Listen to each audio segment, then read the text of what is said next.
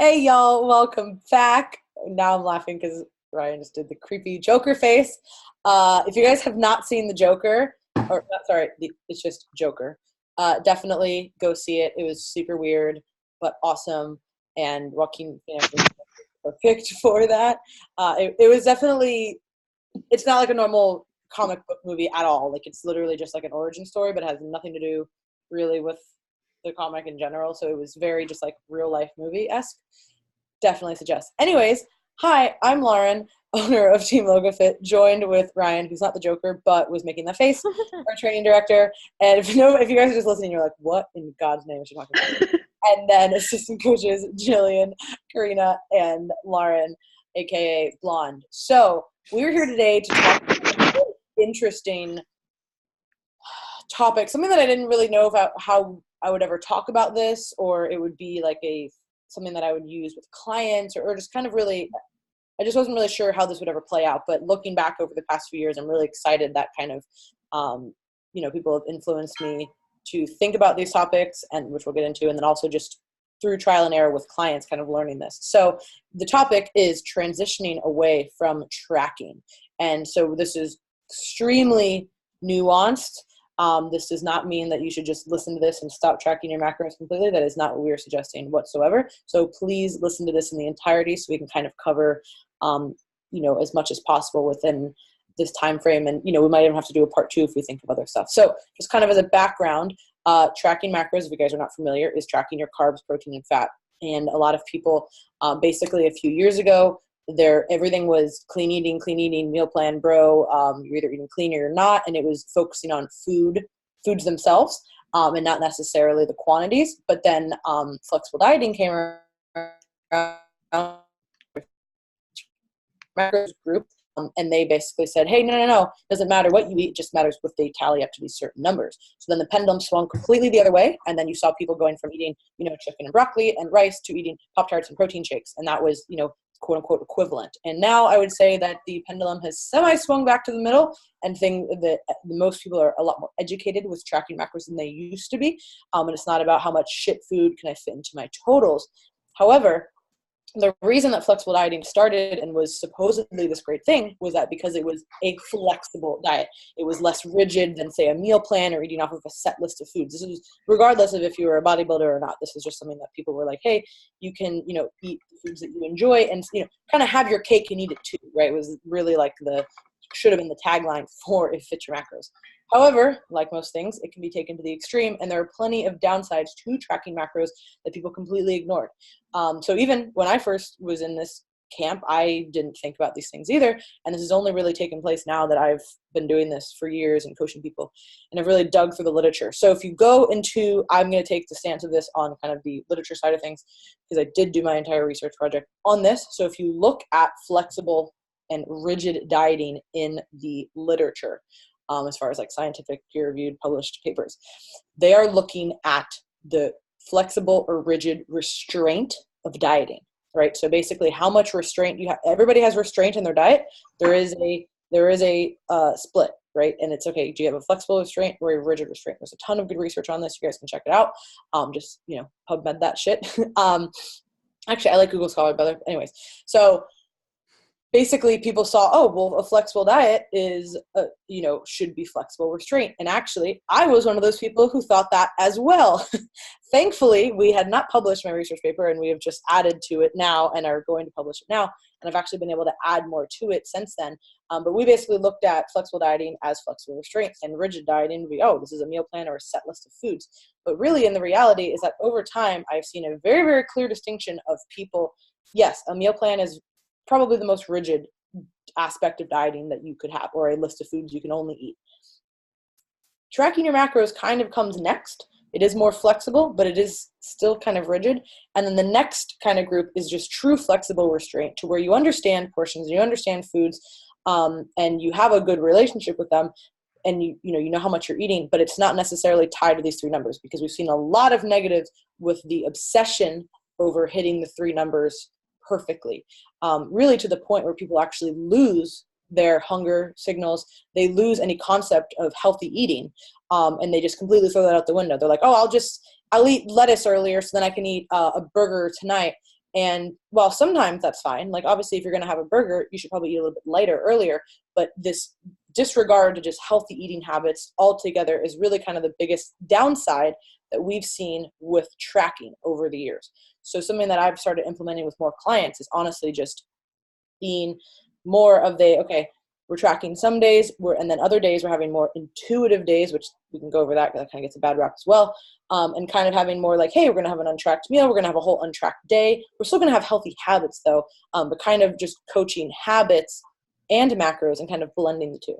So that was a very long intro. And I didn't want that to be that way, but wanted to make sure that I got that kind of point across. So who wants to add their first point? Karina. So I just wanted to kind of say that the way I view macros is I just view tracking macros as a very specific tool to get to a very specific body composition.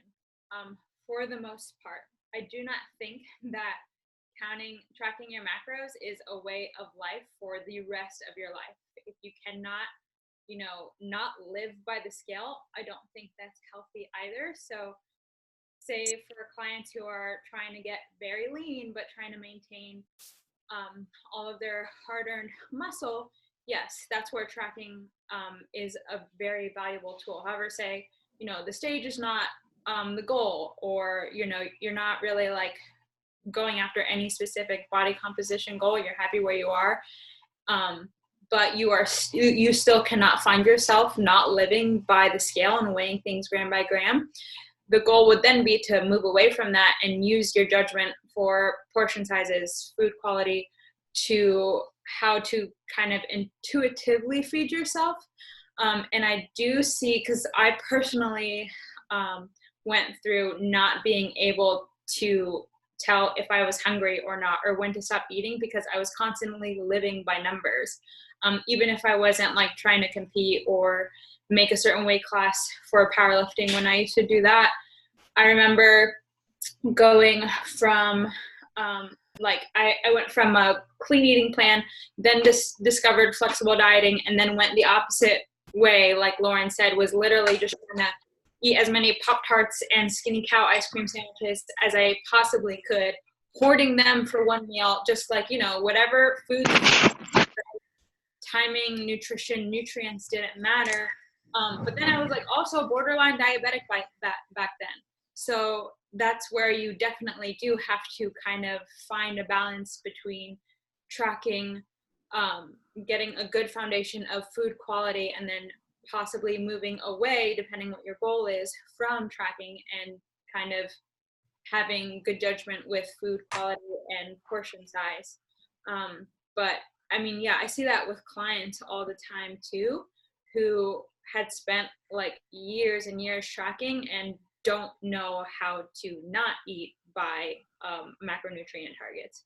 And that is a very important, like, healthy thing to be able to do. Yeah, if you can't, and I like made like a stupid meme about this the other day, but if you like think that you're a flexible dieter and you can't go out to eat, that's a problem. Okay. A flexible diet, regardless of, even if you are tracking your macros, right? Say you're on a plan and you're like, hey, I'm tracking my macros. You can very easily go out anywhere. Literally don't care where you are.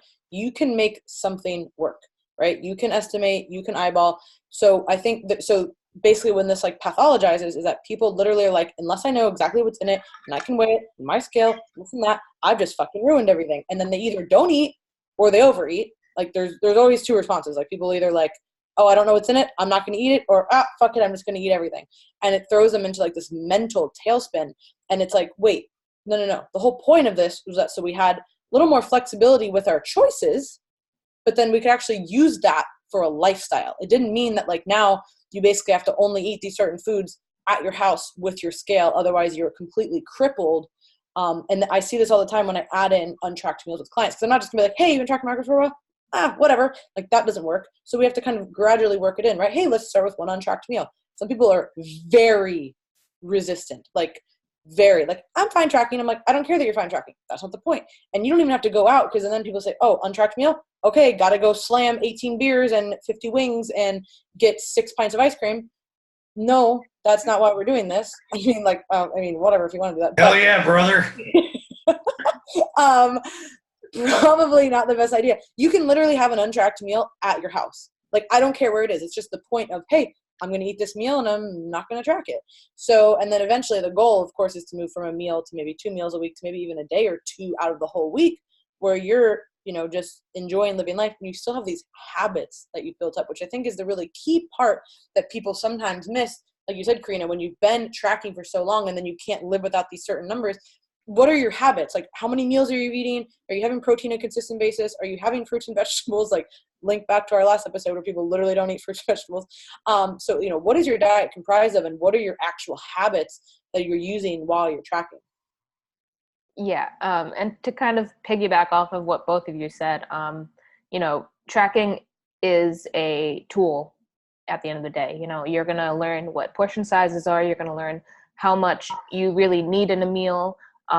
And it's not something that you should let yourself be dependent on when it comes to eating your meals or structuring your day. Because if you can't structure your day without the app, without MyFitnessPal or something, then there's definitely an issue there.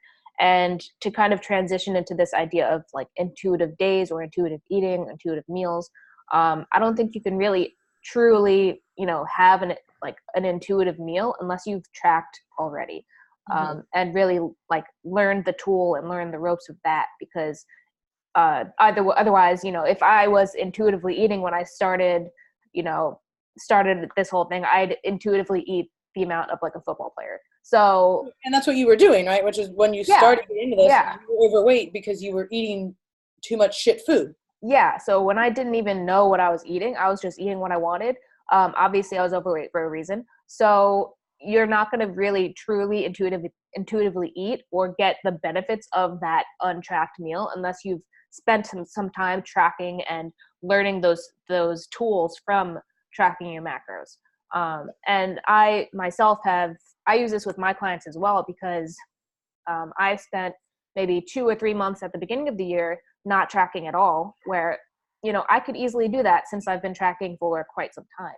So basically the approach I had was, okay, I guess I'll just eat the same thing that I have been, or just, you know, listen to what my body is saying, because a lot of us can fall into this trap of, you know, like what Lauren said before, of losing your hunger signals if you're literally just going throughout your day filling numbers rather than listening to when you're actually hungry. So that's another tool I like to use with my clients when I see that, you know, they're not really feeling hungry or they're really out of sync with those hunger signals as well.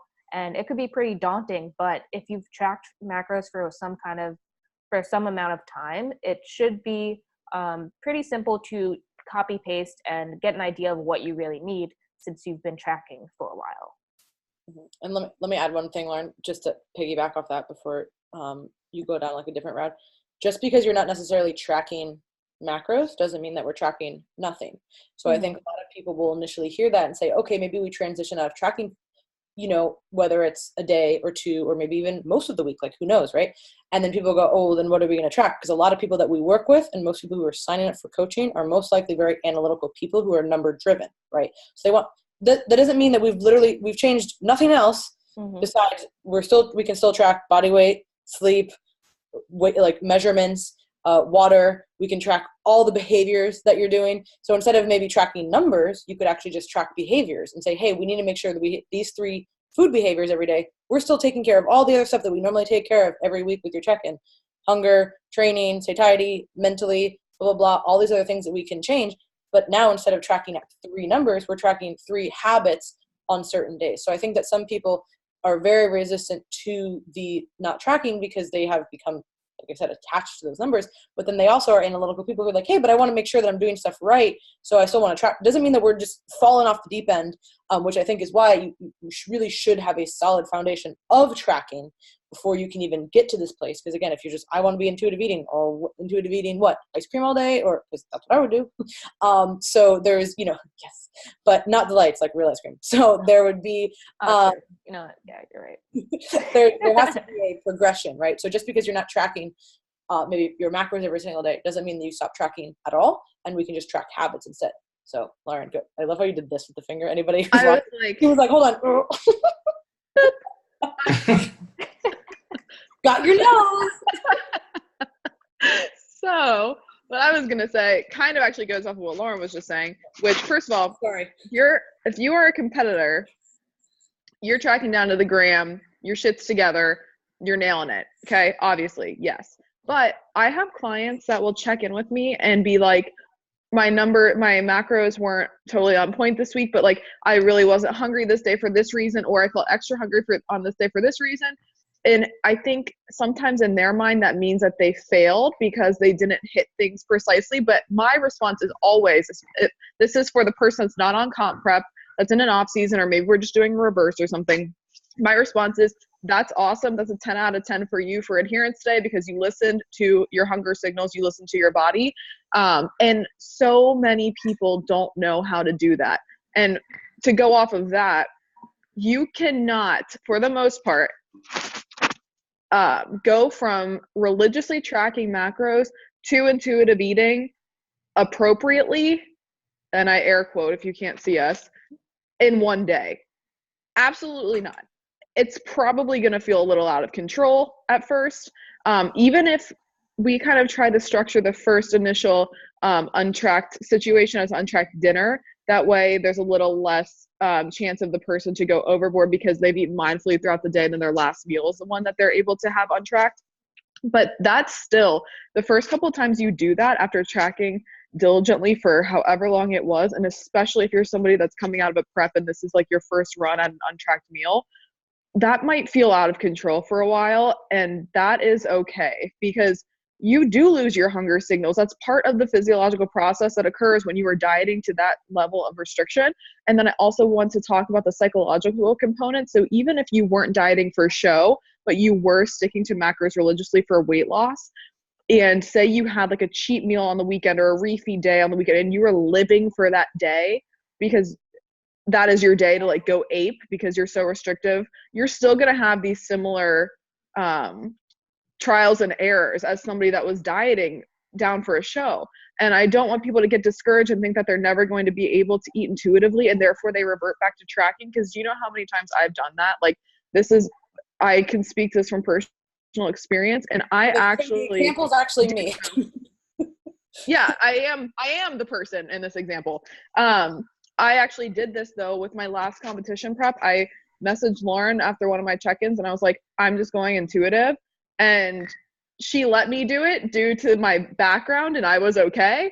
But again, I've been doing this for 6 years. I study dietetics. Like I kind of had an idea, but for the majority of people, and I still butchered it some days, like I was not perfect, but for the majority of people, the first couple months even are going to be a little uncomfortable, but I will continue to push as a coach to try to correct those things that were lost because it is so important down the line. Like maybe it feels out of control now, but if you revert back to tracking and get all anal about your tracking again, then you're just right back to where we started. So we need to keep pushing past the discomfort that comes along with it. And even if it feels like a fail, it's not, because you're doing something outside of your comfort zone. You're moving towards improvement and being able to go out and enjoy your life a little bit, because I have been in that situation where it is so anxiety provoking to go to a restaurant, or I'm spending hours a day looking at my app trying to figure out what I'm going to fit in or what is this being cooked in. And it's not worth it. Your life is too short. If you are not on a contest prep, there's absolutely zero reason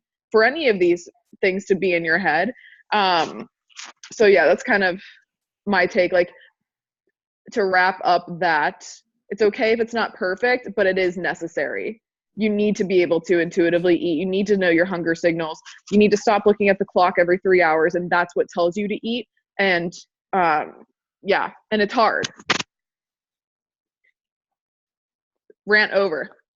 I wanted to kind of also share, like, from a personal perspective, where not tracking for a while really helped me is after I had spent so much time very food focused, and then spending like almost close to a year of not tracking really helped like food lose its luster for me. So I wasn't like so, crazy about amounts. I was just getting more familiar with listening to hunger signals and things. But I think another really important thing that Lauren just stated is that like it's okay to mess up when you have I currently have a few clients who are just getting out of a very strict contest prep. I have to set the expectations for them, like, hey, you're gonna mess up, like expect for that to happen. It's very far few and in between that people like nail a reverse or like don't tend to kind of like slip up after being so rigid for so long. So setting the expectation that like you're not going to be perfect and it's okay if you fail. We just need to make sure we learn from those failures and what triggered that failure, etc. But and then I also wanted to throw in something that I actually started doing with just one client, because she is sort of transitioning from tracking to being able to listen to her body a bit more instead of having her hit but she still has like a goal of a specific body composition. Instead of hitting specific targets, I actually give her ranges. So if she's not super hungry, she's okay with hitting the lower range. And if she like feels like she needs more food, she hits a higher range. And I've worked with a few coaches before, and Lauren, the only coach who had done this with me like for an off season was Dr. Joe, actually, which if you don't know who Dr. Joe Klemczewski is, he works with a lot of like lifestyle clients. I feel like a lot of competitors too, but I feel like his franchise is more like gen pop focused. I think that's a great tool to use for people who aren't like super advanced with tracking macros and don't like feeling the pressure of having to hit a very specific target, is having like a range of like 10 to 20 grams of carbs, 5 to 10 grams of fat. Well, it's even just scaling back to, like, again, when it comes to the habit stuff, and this is what I want Ryan to talk about, like there's very things that like hits every day. Obviously his goal is performance and it's not for physique, but it could be substituted for physique. It's just going to be maybe different goals. So I think that it's important to say like, okay, even if you don't want to have tracking ranges, again, we're still having things that we are I'm under no delusion that if everybody just listened to their hunger signals, we'd all sit in a circle and hold hands and we'd all be the lean physique and as strong as we want to be. No, it's not going to happen, right? You still have to have some kind of, so when we talk about flexible versus rigid restraint, the word restraint is still there for a reason. There is still always restraint regardless of what your goal is, right? If your goal is to have a leaner body composition, you are most likely going to have some kind of restraint at all times, okay? And even if your goal is performance, you are still going to have certain restraints on what you eat and do not eat at certain times and when. So no matter what your goals are, there will still be restraints. So it's hard for me to get behind when people, which is why I guess maybe before I was so like, oh, this message is corrosive, to where people are like, just eat whatever you want and fill your body. Like what does that mean? There's nothing that I can actually work off of here. But I like instead, okay, no, like the goal is to actually have true flexible restraint.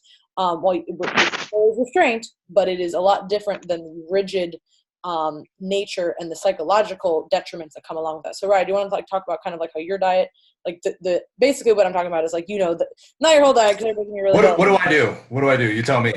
No, you talk. So I don't know. I tracked for what 9 to 10 weeks 5 years ago. No, I'm setting criteria out. It's like literally before I met Lauren, I didn't know anything about nutrition. Like one of our like, what would you call it? Like, it's not like a first date, but like one of the things that I got her to do is like take me to the grocery store and be like, show me what are some of the things I can eat. That was his sly way. I thought we were friends. He's like, oh, can you take me to the grocery store and like show me what to eat? And I was like, oh. And classic. Yeah, classic. Nailed it. Ruined your life ever since grocery store trick. Yeah.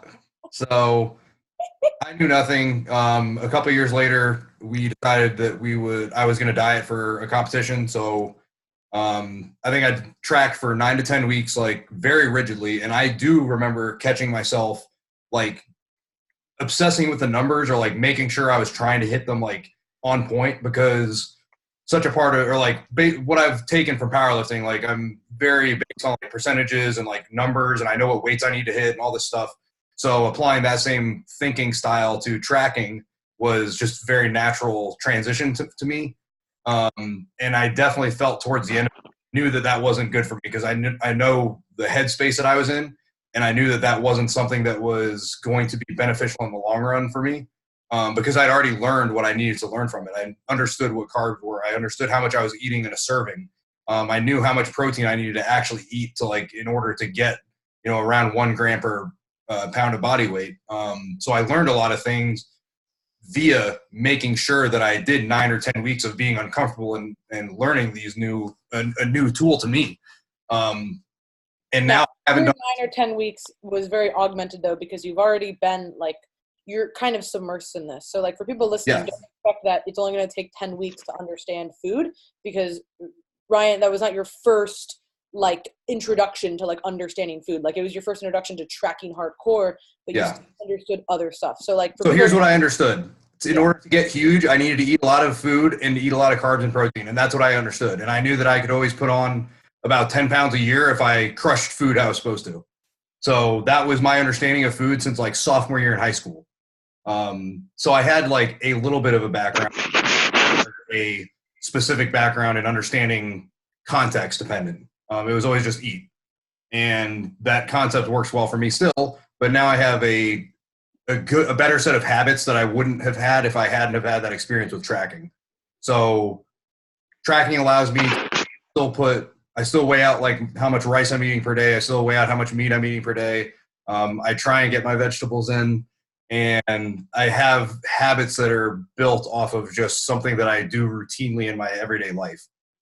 So more so than anything else, it's just consistency over a very long period of time. And as far as the restraint thing goes, if you're going to diet and get lean, like you're going to be uncomfortable. Your body doesn't want to get that lean. So you're going to have to do things that you don't want to do. And in the same manner of gaining weight, you're going to have to eat more than you want to eat. So there's always going to be like a homeostasis where your body doesn't want to get out of that set point. But the set point is great for just maintaining, having a reference point and having daily structure that's like built around that. And as soon as you need to go up or down, that's when the more rigid tracking and structure needs to occur.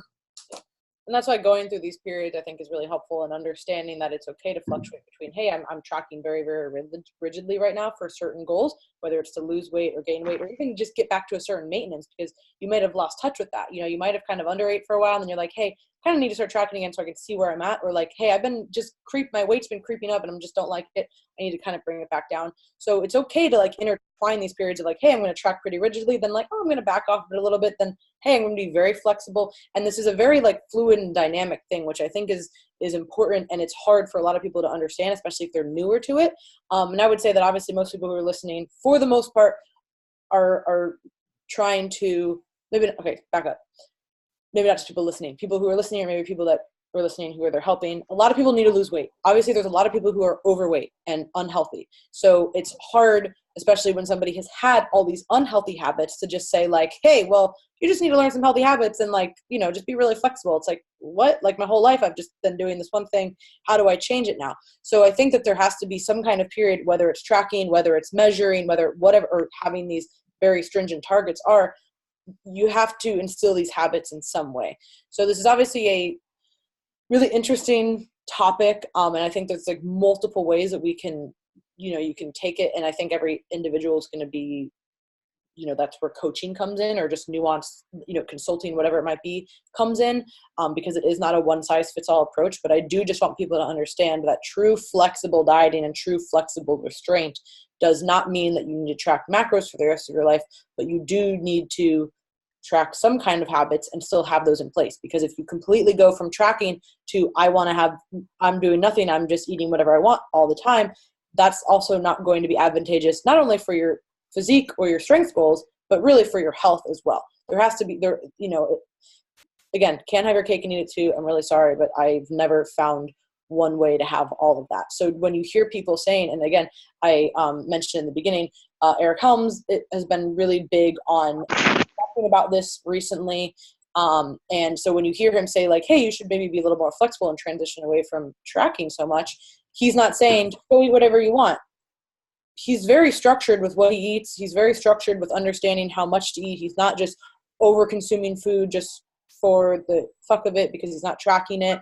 So I think that it's important when people hear that, instead of saying, hey, we're just going to eat whatever.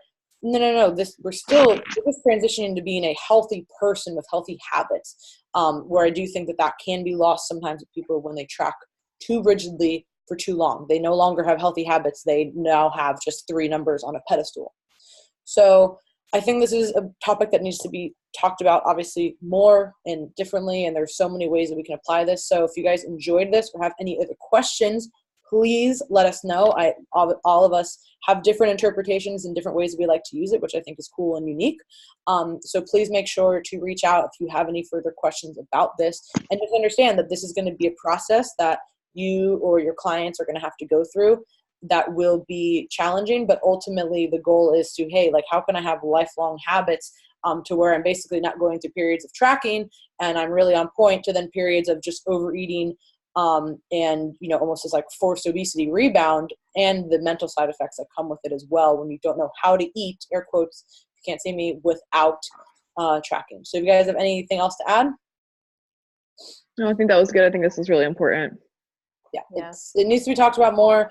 I don't really see a lot of people talking about it, but it is, you know, something that I'm pretty passionate about. And I'm really, actually, like I said in the beginning, we didn't end up publishing my paper back when I finished it, but I'm actually really, really happy because I would not have been able to talk about the research, even just like understanding the intro and the discussion and the limitation. It doesn't change any of the research, but my interpretation of it and like the discussion and limitations of the research that we did, I would not have been able to word things this way in this kind of nuance. So I'm actually really excited that we waited. So that should be published. We just finished final touches on the manuscript, so we're going to have to submit it.